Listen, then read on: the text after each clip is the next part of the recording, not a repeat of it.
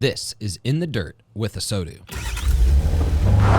All right, I am here with Kirk Preiser of Audi of America, standing at the J.D. Power Auto Summit, where you just came off a keynote panel with a few new friends. How's the day been going? Just kind of the general vibe. It's awesome. It's awesome. There's so much energy in the room. It's great to have this platform to really be talking about these important issues to the industry. And it's a good mix. So we've got vendors here, we've got dealers here, we've got OEM people here. And so I'm super excited about the rest of the day. But just the fact that this particular topic is getting so much attention, and you've got all these people together trying to figure out how to solve the problem, work together. It's been a good day.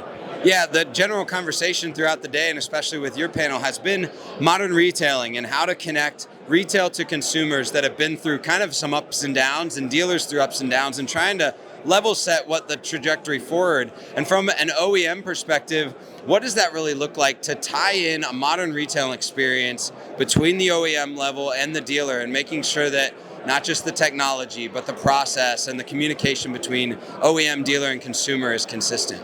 Yeah, no, a couple of different things. So one, at Audi, we believe that the dealers need to have some individuality. So what we're really trying to create is kind of two parallel purchase paths for the consumer. And so on our Tier 1 website, we expect that we're going to be able to control the purchase experience. We're going to brand it the way we want to brand it. It's going to look and feel Audi, the way we want to do it. But at the same time, the dealer wants to brand their own purchase experience at the Tier 3 level. So what we're really trying to create is this dual path where a consumer will pick whichever one they're most comfortable with. So if they prefer the Audi branded experience, they will go to Tier 1 and they will start the purchase experience on Tier 1 with a dealer's vehicle at the dealer's price, with the dealer's rate markup and all the dealer's dock fees, etc. Or if they prefer the dealer's Tier 3 experience, they can go in that direction. So we really want to give the consumer the ability to go in whatever way that they want to purchase the vehicle.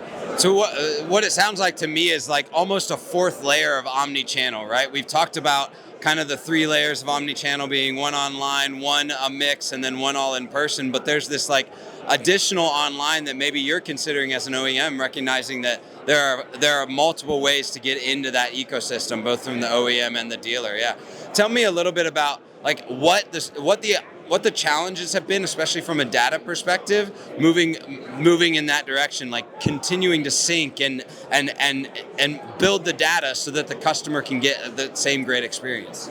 Yeah, well, I mean, I think all the J.D. Power SSI data shows that this is what consumers want. They want to be able to start their purchase journey online, mostly because it saves time and it also empowers them to be able to do stuff on their own. So we have to connect those two. But it all comes down to the processes at the dealership. It's not just the technology.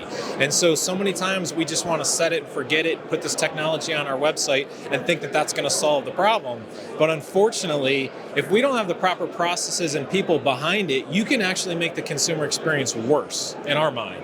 All right. So back in the day, when all dealers had was a website, you'd put your inventory on the website. About the worst mistake that you could make is having a customer come into your dealership and that car's sold, right? That's about the worst thing that you could do. Nowadays, they're going to spend 20 or 30 minutes on your website potentially calculating their perfect payment with $1,500 down, coming to a payment of $649 a month.